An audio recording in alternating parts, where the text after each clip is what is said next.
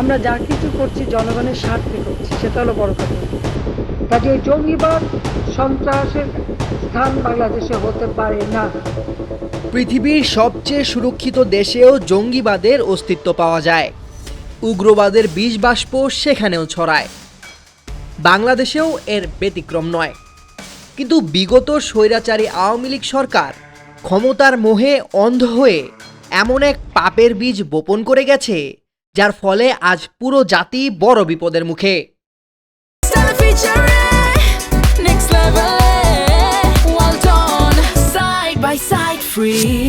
রাজনৈতিক বিরোধীদের দমানোর জন্য তারা যে অন্যায় করেছিল, তার চরম মূল্য এখন দেশকে দিতে হচ্ছে। অনুসন্ধানী সাংবাদিক জুলকারনাইন সায়েদ তার এক ফেসবুক পোস্টে বিগত সরকারের সন্ত্রাসবাদ বিরোধী নীতির এক জটিল সমীকরণের বর্ণনা করেন। তিনি উল্লেখ করেন, তৎকালীন আওয়ামী লীগ সরকার জঙ্গিবাদের সাথে সম্পৃক্ত 15% ব্যক্তির সঙ্গে 85% সাধারণ আলেম ওলামাকে একাকার করে ঢালাওভাবে জঙ্গি তকমা দিয়েছিল। এই কৌশলটি বর্তমানে জাতীয় নিরাপত্তার জন্য একটি বড় চ্যালেঞ্জ হয়ে দাঁড়িয়েছে। হেফাজতে ইসলামের নেতা মাওলানা মামুনুল হক থেকে শুরু করে এনামুল হাসান ফারুকি কিংবা জামায়াতে ইসলামের আমির ডক্টর শফিকুর রহমানকে যদিও জঙ্গিবাদের অভিযোগে গ্রেপ্তার করা হয়েছিল, তবে বিশ্লেষকদের মতে প্রতিটি গ্রেপ্তারই ছিল রাজনৈতিক উদ্দেশ্য প্রণোদিত। অভিযোগ রয়েছে ইসলাম বিরোধী পন্থা অবলম্বন করে পশ্চিমা বিশ্ব ও ভারতের সমর্থন আদায়ে এবং রাজনৈতিক প্রতিপক্ষকে দমনে জঙ্গিবাদকে একটি হাতিয়ার হিসাবে ব্যবহার করা হয়েছিল।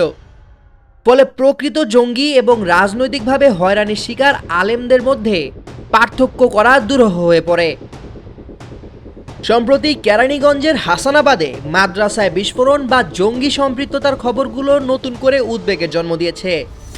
কিন্তু আইন শৃঙ্খলা রক্ষাকারী বাহিনীর জন্য বড় চ্যালেঞ্জ হয়ে দাঁড়িয়েছে প্রকৃত অপরাধী শনাক্ত করা। অতীতে রাজনৈতিক উদ্দেশ্যে ঢালাও মামলার কারণে বর্তমানে প্রশাসনিক কার্যক্রমেও বিভ্রান্তি দেখা দিচ্ছে। গত 8 মাসে জেএমবি, আনসার আল ইসলাম বা হিজবুত তাহরির মতো নিষিদ্ধ সংগঠনের প্রায় 148 জন সদস্য জামিন পেয়েছেন।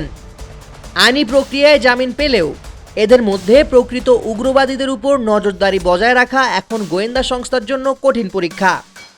এমনও হতে পারে জামিনপ্রাপ্ত আসামিদের মধ্যে হয়তো জঙ্গি হামলার পরিকল্পনাকারী কিংবা হামলাকারী রয়েছে, ঠিক যেমনটি আমরা ওসমান হাদির উপর হামলাকারীর বেলায় লক্ষ্য করেছি। বর্তমান এবং পরবর্তী সরকারের জন্য এই পরিস্থিতি সামাল দেওয়া একটি বড় অগ্নি পরীক্ষা হিসেবে দেখা হচ্ছে। একদিকে প্রকৃত উগ্রবাদীদের দমন করা এবং অন্যদিকে নিরপরাধ ধর্মীয় ব্যক্তিত্বদের সুরক্ষা নিশ্চিত করা, এই দুয়ের ভারসাম্য রক্ষা করা এখন সময়ের দাবি। জঙ্গিবাদ দমনের নামে বিগত দিনের রাজনৈতিক কৌশলের ফলে সৃষ্ট বিশৃঙ্খলা কাটিয়ে উঠতে না পারলে প্রকৃত জঙ্গিরা রাষ্ট্রের নিরাপত্তার জন্য বড় হুমকি হয়ে উঠতে পারে বলে মনে করছেন নিরাপত্তা বিশ্লেষকরা। Desk report, 21 television.